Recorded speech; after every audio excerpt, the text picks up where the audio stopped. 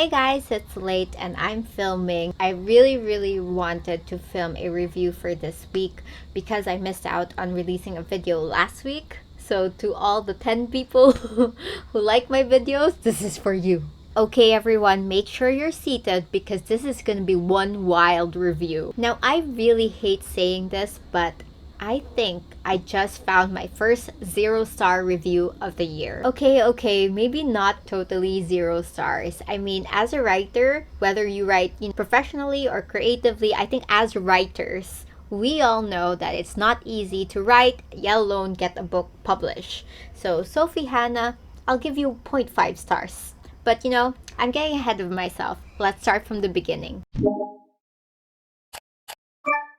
So I got this book from Big Bad Wolf, and if you don't know what that is this huge book fair that happens in Southeast Asia. You get a lot of books here for less, and it's the perfect opportunity, at least for me, like to find relatively obscure books.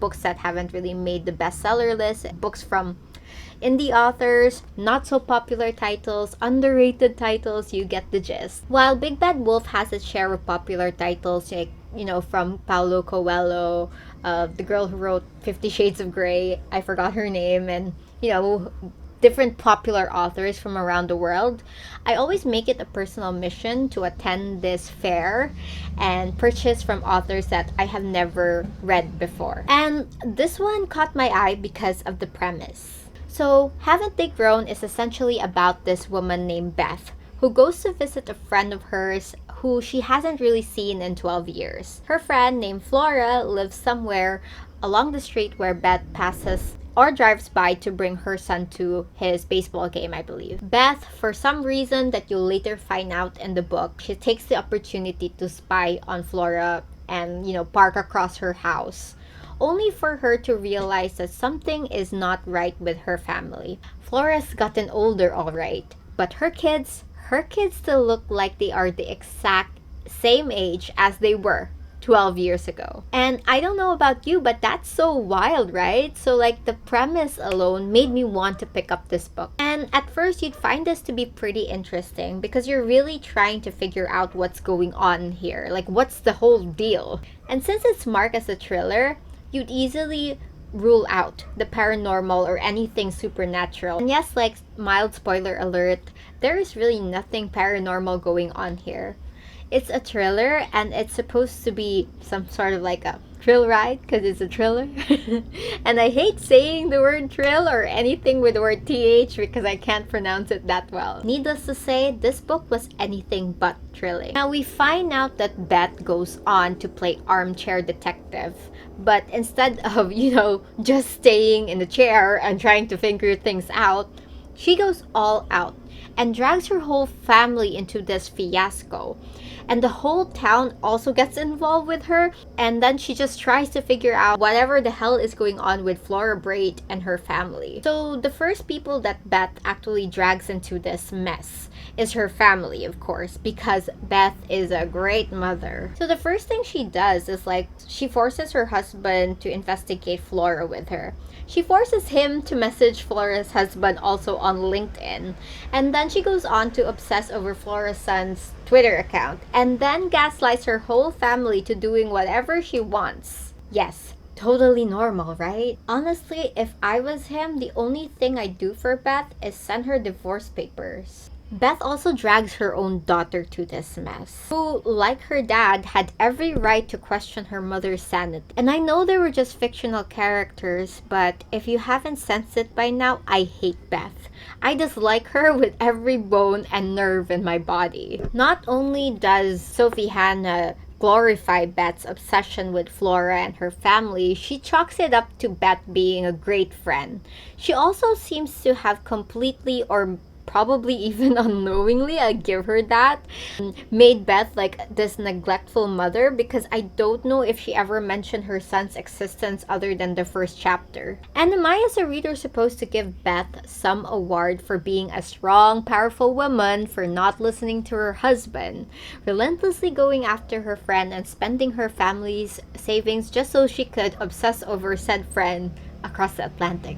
Doesn't make any sense. This book is a prime example of poor characterization. The woman lashes out when people don't give her what she wants, and she just feels so entitled to other people's information. And I literally started screaming at this book when Beth sat in a woman's car and fell asleep and had the audacity to feel upset when the other woman who owned the car got mad at her. I really, really disliked this book. It really annoyed the hell out of me, and I thought I disliked Jar of Hearts. If you saw that review, I had a lot of not so nice things to say about it, but I think this is way worse. So maybe now you're wondering why I even bothered to finish this book in the first place. Well, I really just wanted to know what the twist was about. And let me tell you what it was ahead to save you the time and energy from reading this book. The kids that Beth saw on Flora's old home were actually still Flora's, but they were products of a horrible assault her husband did to her. So meaning the older kids are still there, they've gotten older. These new ones were just kids who happened to have the same name as her older kids. And if you think that's anticlimactic, then you're not wrong. But I think what bothered me the most was the whole spousal assault thing. Spousal assault, as we all know, is a very, very serious issue. But to see how it's being used as a plot device for this sorry excuse of a thriller was very, very poorly done and was such a low blow on Sophie Hannah's part. Come to think of it, I would have preferred cloning or some government alien program in Area 51.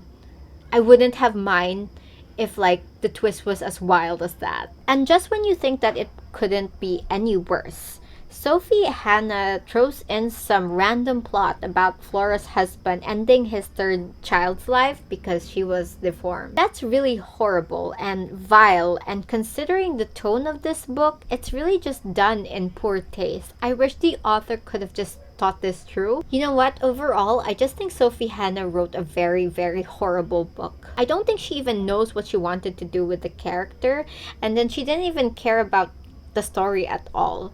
I think she just had like this idea for this book, and then she just didn't know what the plot was and wrote things along. I don't know. I don't want to assume things. And you know what? I blame her and her editor, whoever he was or she was. Or they were. I mean, we have seen a similar plot before. I mean, like, maybe not about the kids not growing up, but, you know, a plot where there's, like, a nosy character, and oftentimes the book still ends up okay. Look at The Girl on the Train, for example. You can go to dark and sinister places, but if you're gonna frame a book as part comedy, then making the twist as serious as spousal abuse and child K-word, it just might not be the way to go. You know what? Looking back into my experience reading this book, it might not be a comedy actually, but I just think that this entire book was a joke. And honestly, it's super repetitive. This book could have just ended in 10 chapters, or she just could have published this as a free book to read on her blog or something, or she could have just published this in No Sleep Reddit or something. We didn't need these useless subplots and cheesy monologue. This was overall just not for me, and maybe this wasn't just the best book written by the author. She probably wasn't 100% committed to this one, or her editor pressured her to get another book done. Okay, there I go again, assuming things. I just had like an existential crisis, remembering all the time I wasted reading this book. This isn't even like a book that you would like to read with a glass of wine or get drunk reading it. It was just way too long and way too stretched out. So yes, it's 1/5 stars on Goodreads. At least that was my rating. Obviously, as you have heard in this video, I rated it way less, 0.5/5 stars if I could. I personally did not like it, and you know, that's just my opinion. I'd love to hear your perspective if you managed to read this book. And are you planning to pick up this book anyway? Let me know in the comments. So way to end September. I'm a little bit sad that this is my second to the last book. Thank God for the Dressmaker of Paris. I'm talking about this book that I also got from Big Bad Wolf. I am almost done with it, and I will be filming like a short review along with my October TBR next week. This is actually a good book. It just lightened up my mood. It just gave me so much faith in reading again. So I'm sorry if you felt so annoyed with this review. I just wanted to share my thoughts about this book. I don't think a lot of people have been, reviewing this book on YouTube. So I thought maybe if you were planning to pick up this book, you could watch this review and, think twice. But if you want to go ahead and explore it, then be my guest. And as I said, let me know what you thought about it. Maybe you have a totally different perspective than I did. So rant over, that's it for me. Thank you for watching. Make sure to subscribe. I promise you I'm nice when I like a book. And please do like this video, unless you're Sophie Hannah. And I'll see you on my next one. Bye!